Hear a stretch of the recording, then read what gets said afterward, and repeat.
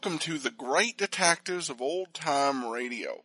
From Boise, Idaho, this is your host, Adam Graham. If you have a comment, send it to me, box13 at greatdetectives.net. Follow us on Twitter at Radio Detectives and become one of our friends on Facebook. Facebook.com/Radio Detectives. Before we do get started, I do want to remind you the show is brought to you by the financial support of our listeners. And you may support the show at support.greatdetectives.net via PayPal. You can also mail in a check to Adam Graham, P.O. Box 15913, P.O. Box 15913, Boise, Idaho 83715. Well, now it's time for today's episode of Crime and Peter Chambers. The original air date was April 20th of 1954, and the title is The Sandra Mantel Murder.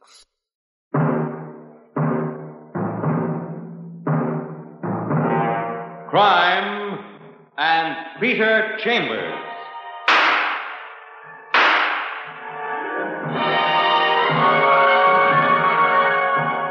Created by Henry King, transcribed and starring Dane Clark.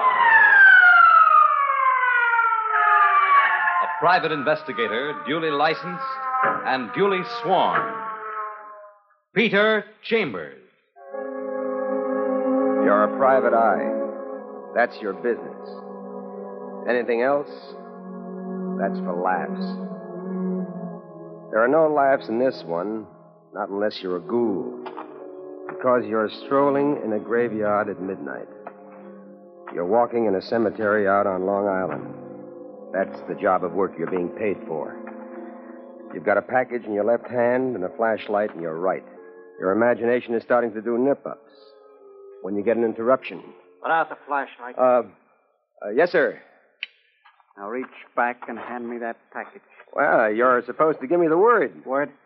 Well, them's my instructions, pal. A real melodramatic bit. You're supposed to say a name. Abner Reed. Well, that's the jackpot answer. Reach and grab your prize.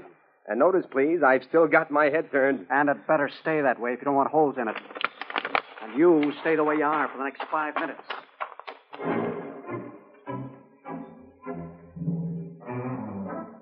But you don't stay the way you are for the next 5 minutes, for two reasons.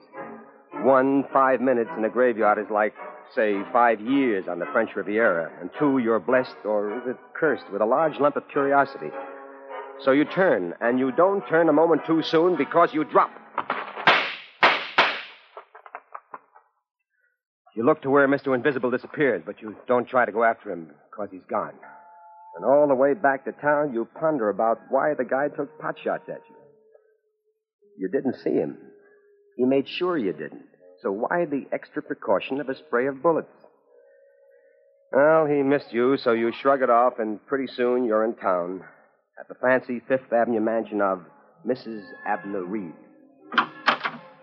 Well, back so soon, Mr. Chambers. Mission accomplished, milady. Come in. Please come in, sir. Mrs. Abner Reed. Born Florence Fleetwood Lovejoy, thrice married and rolling, you should pardon the expression, in mucho dinero.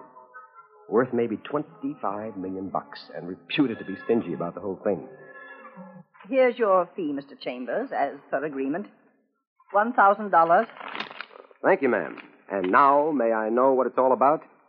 You know what was in that package? Goulash for ghosts. $250,000. What? $250,000. Look, Mrs. Reed, you have a reputation for being, well, eccentric, but business transactions in the middle of the night in a graveyard. That wasn't exactly a business transaction, Mr. Chambers. Well, what then? It was a delivery of ransom money. What? You mean I'm mixed up in some kind of a cockeyed kidnapping? Not exactly mixed up. You were an instrument of delivery. A chore for which you've just been paid. The police know about this? Not yet. Not yet? Well, when do you expect to inform them? Tomorrow morning. Look, what happened here? Well, last night, my husband stepped out for a newspaper. Huh? He didn't return for 2 hours. Naturally, I was perturbed. Well, naturally. I thought, well, perhaps he'd stepped into a tavern for a drink. But then I got a phone call. He'd been slugged, rendered unconscious, and kidnapped. Well, how can you be sure? There was no doubt. It was he himself who was talking to me, with a gun pointed at his head. I see. I was told they'd call back this morning, and they did. Would you be able to recognize the voice? They're too smart for that. They put him back on the phone. The arrangements were made, and then came the question as to who would make the delivery. You're very well known, Mr. Chambers, and yours is an excellent reputation. Well, thank you. They're supposed to return him to me during this night.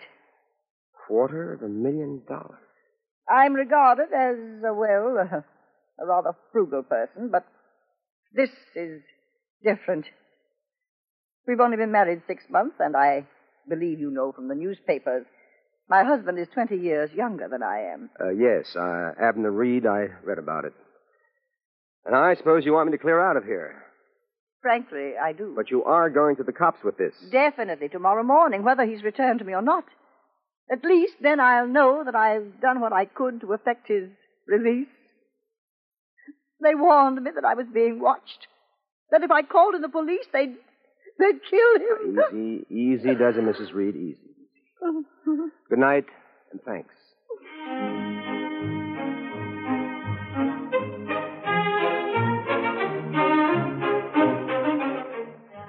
So you go home. You feel sorry for the old gal with the young husband. You think she's nuts not to contact cops, but you can't creep into another person's soul. You go home and you have a bit of scotch and you chase it with another bit of scotch. You've had a tough evening, and you're ready to wrap up this day and put it to bed when, in the middle of the night, you've got a caller. That's the life of a private eye, about as much privacy as a parakeet in a kindergarten. But it can always be a client. Somebody's turned off the corridor lights, and it's pitch black out there.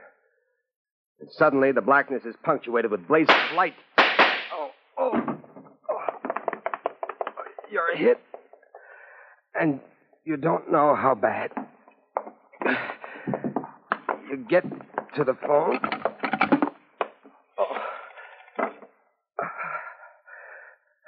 Hello? Operator? Hospital. Emergency.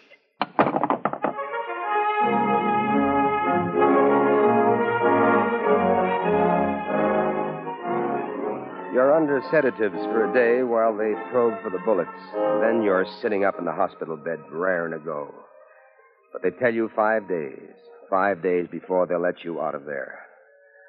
And then you get a caller. Amiable, but worried-looking. Hi, Detective. Hey, you coming around real good. Hi, Lieutenant. What brings you? As if you didn't know. He stares down at you. Detective Lieutenant Parker, New York City Police. Stern, square, and a friend. That Abner Reed shindig. I hear you were an innocent bystander in the cemetery. Did they return the guy? Yeah. None the worse for his experience. Newspapers got it yet? No, we're trying to work it through before it gets any publicity. What kind of a guy is he, this Abner Reed? Oh, nice enough kid. He used to be a dancing instructor. That's how he met the lady with the bucks. She been liberal with him? Liberal as she can be, I suppose. Rich, but plenty tightwad, that one. What did he do for amusement before he got married? He ran around a lot. Nightclub stuff and things. Handsome kid. Figures for a lot of gals. Why this line of questioning? Trying to get an idea as to his background. If it was hard guys that he used to run around with, it might clue us to the brains behind this snatch. It's all been done, my lad, and what we've come up with is a large selection of zeros. Now, let's hear your story, huh? You give it to him. The whole deal, and his face furrows up as he ponders it. What makes you a target, Pete? I wish I knew. First, the attempt at the cemetery, then the attack at your apartment. You sure you told me everything? Everything I know, Louis. But I'm going to know more. Somebody sets me up as a clay pigeon, then it becomes my job to find out who's taking target practice. Any objections, Lieutenant, to my sticking my nose into it? If my objections could keep you out. Thanks, pal. Okay, then I'll beat it now. You get your rest. But remember, when they let you out of here, we work this one together, huh? Sure enough, Lieutenant.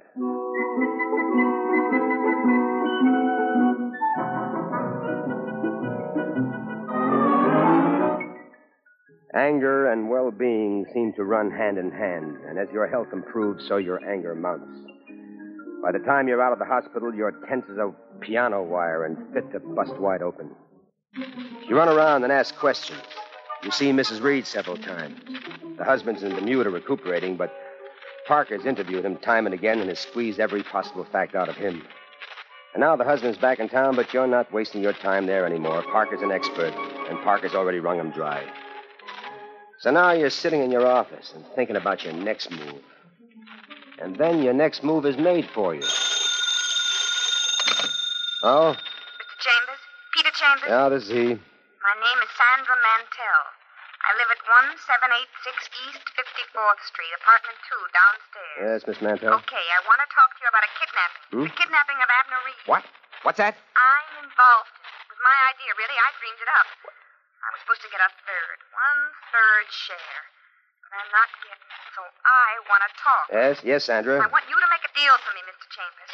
If I spill, I want to be able to cop a plea. If I turn in that state's evidence, I want a suspended sentence. Well, why are you calling me? Because I know you're mixed up in it. Because I want you to go to the cops and tell them I'll spill the whole deal.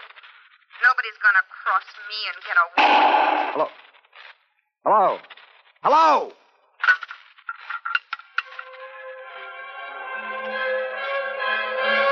The address she gave you is near enough. You slam out of the office and you run all the way, and then you're there, apartment 2. And you're in the presence of death, a blonde with blood on her face. But there's another blonde standing by, and this one's very much alive. Who are you? Peter Chambers. Now, this girl was talking to me when that happened. You didn't do it, did you? No. Who are you? Betty Royal. My name's Betty Royal. I'm her roommate. I've only been her roommate for a week. Did you call the cops? Yes, I phoned. A well-stacked blonde. A beautiful blonde, a live one. The dead one must have been pretty, too. You prowl around and you see the gun on the floor. You see that the receiver's back on the hook, too, but that figures. Betty Royal said she'd call the cops. Let me tell you what happened. Wait. Let me ask the questions, Miss Royal. Now, that gun on the floor, is that yours? No, it's not mine. I found it. Easy, does it? Easy. But Now, just tell me what happened. I was coming back from rehearsal. Yeah? I'm a ballet dancer. And as I came into the hallway, I heard the shots. I hurried forward, the door opened, and a man came running out. We bumped into each other, and that's when the gun dropped to the floor. He struck me and ran out. What did he look like? I have no idea. I came in and I found her. Like that. She was dead. And then? I went out in the hall for the gun. I remembered about not touching things. Fingerprints. I kicked it with my foot. I kicked it along until I worked it into the apartment. Good girl. Then I picked up the dangling receiver and I called the police. She's in tears again. And you go to her and you hold her. And she's a cuddly little package. And you think about how sweet this could be under different circumstances. Cops. Lots of cops. Tons of cops. And they're in charge of Detective Lieutenant Louis Parker. Never fails, huh? When there's a corpse, there's you. It's mixed up with the other thing, Lieutenant. What other thing? You straighten them out on current events. From the phone calling your office to right now. You wearing a gun, Pete? Yeah. Good. Now listen to me. For once, will you listen to me? Don't I always listen, Lieutenant? Okay. There's some kind of crazy killer loose, right? Right. And he's mixed up with that Abner Reed snatch, right? Right as rain, Lieutenant. And you're still unfinished business on his list, right? Right as a real down So for it, go home and lock the door. You stay there. Now, what are you going to do in the meantime? I'm going to work at my trade. But I'll come up and see you, Pete, as soon as I get loose from all this, and then we'll knock it around some more. But don't open your door to anybody but me.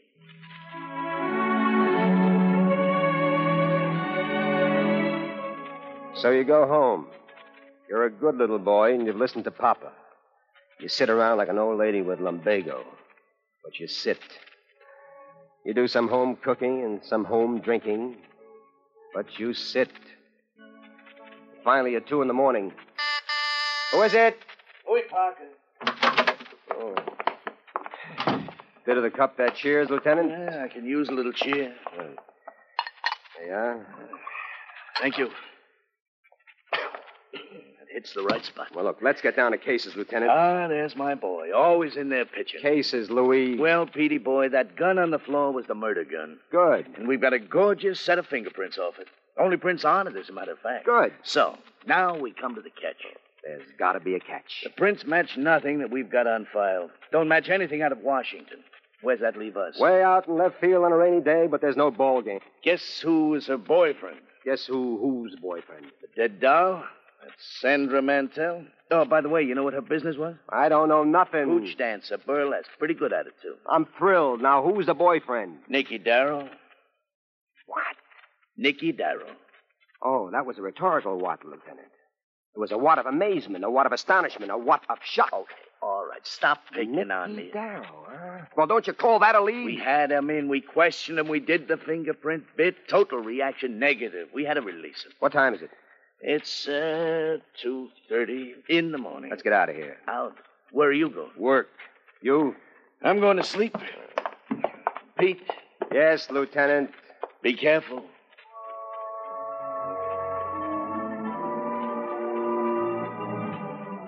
Nicky Darrow, a hoodlum with big ideas. Ex-gunman, ex-con, ex-crook. Gone real respectable now. Owner of a fancy saloon. Caterer to cafe society. Big wheel with the theatrical folk. But way down deep under, deadly as a two-headed rattlesnake bent on mischief. You get to Nick's place, which is hopping, and you jostle through the happy people to Nick. Well, the private eyeball. Long time no see, saw. Can I talk to you, Nicky? Sure, talking with you, Nicky's liable to get educated. He's big, he's arrogant, he's power drunk. He leads you through to the back, and he sits you down. There you are, Pelzo. Real nice and comfortable. Have a drink, huh, at the house. Okay? Thanks, Nicky. Waiter, couple of drinks here. Scotch for the eyeball. That's his drink, scotch. Was it tickling you, pal? That kind of tickling, you can die laughing. What are you talking about? Bullets. You on my back, Nicky. Hey, I don't even know what you're beginning to think you want to talk about. Somebody's blowing spitballs at me, Nicky. Any idea who? No, sir, I got no idea who, no how. Good enough. Now we shift the gear.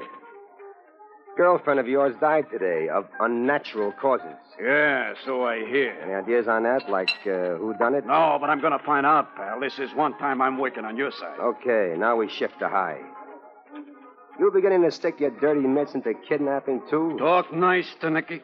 I talk the way I want to talk, to whom I want to talk.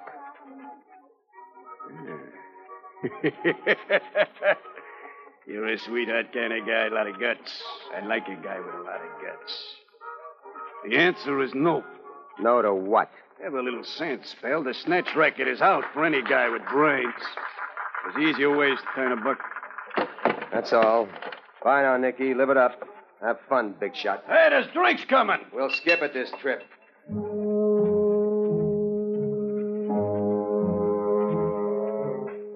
So you're back where you started, fresh out of Leeds. And it goes on like that for the next few days. Long days, lumpy ones, slow moving. And you're wearing your hardware, and you're turning to look over your shoulder wherever you are. You've called on Betty Royal a few times, and you like that. You like that very much. And now you're calling on her again, for no reason at all, except that you like that very much. But you find her breathless with excitement. I found something, Mr. Chambers. I think it could be important. Pete, not Mr. Chambers. Pete, remember? Yes, Peter. A little black book. It belongs to... Well, it belonged to Sandra. She must have put it into my bag by mistake, and that bag's been in my locker at rehearsal hall. Let's see it.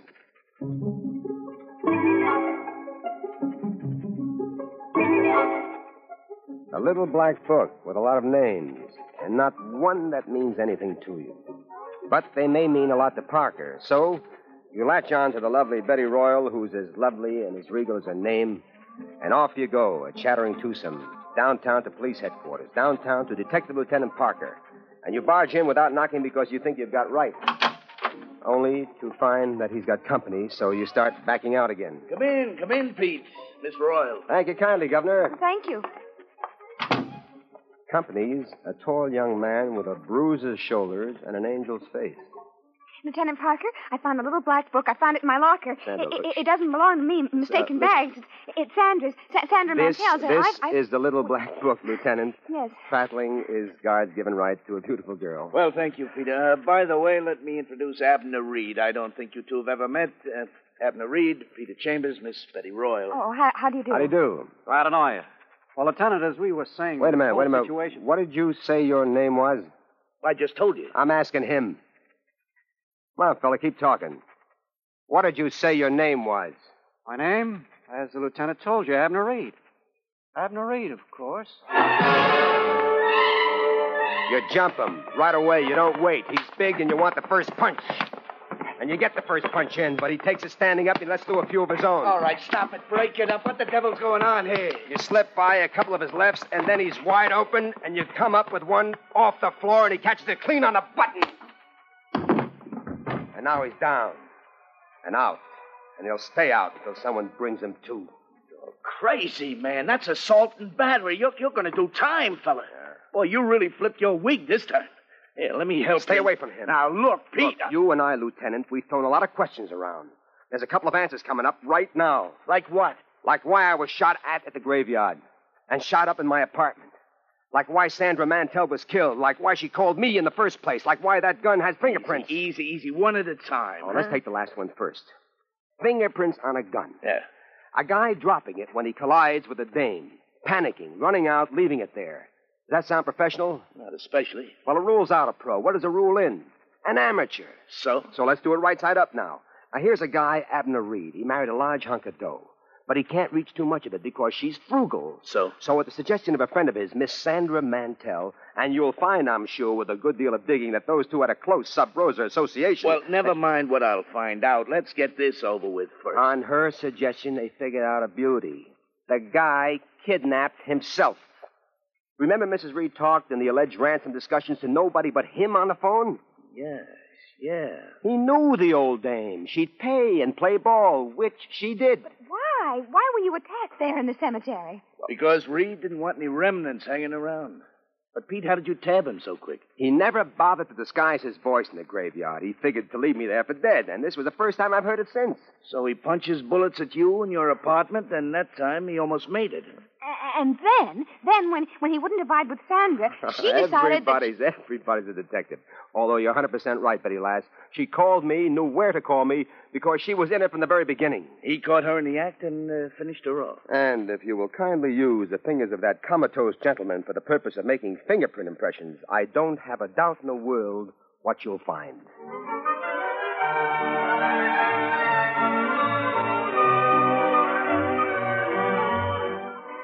And so, 1 hour later, Abner Reed is booked for murder and extortion. And you're strolling in the joyful sunshine with Betty Royal clinging to your arm tightly and proudly. And what prettier termination can there be to so unfortunate a circumstance as murder? And there you've had Crime and Peter Chambers. Dane Clark was starred as Peter Chambers. Crime and Peter Chambers, transcribed, was created, produced, and written by Henry Kane. Others in the cast were Bill Zuckert, heard as Lieutenant Parker, with Evelyn Barden, Patricia Wheel, and Roger DeCoven. It was directed by Fred Way. This is Fred Collins inviting you to tune in next week, same time, same station, for Dane Clark in Crime and Peter Chambers. Visit with Fibber McGee and Molly tonight on the NBC Radio Network. Welcome back. This guy wasn't perhaps the brightest murderer, but the solution definitely makes sense. I kind of right from the beginning had suspicion of the husband, though, so not the toughest to solve mystery. All he needed to do was hear the guy's voice, and that does explain the continuing efforts to kill him. All right, well, on to some listener comments and feedback. And Timothy emails in, says, Adam, thank you for bringing Crime and Peter's Chambers to your app. I believe that I'd listened to most of the short-run show, but I was struck tonight when the closing music came up. I knew I should recognize the tune, but I couldn't find any reliable info on the Chambers show. Then it hit me. This was the original song from the Captain Kangaroo show of my youth in the 50s and early 60s. Thanks for bringing back good memories. Well, that was not a connection that I suspected, but you're welcome, Tim. And sometimes music will be reused in interesting ways. I actually heard the Johnny Dollar theme music, opening theme on some syndicated episodes of Dick Tracy, the 1950s public domain TV show. So those things do get reused. Finally, we have a simple comment from Danny who says, great listening programming. Thank you. Well, thanks so much, Danny. I truly appreciate your comments. And that will do it for today. We'll be back tomorrow with the adventures of Philip Marlowe. And next Tuesday, join us for Crime and Peter Chambers. In the meantime, send your comments to box13@greatdetectives.net. Follow us on Twitter at Radio Detectives and become one of our friends on Facebook. Facebook.com/Radio Detectives. From Boise, Idaho, this is your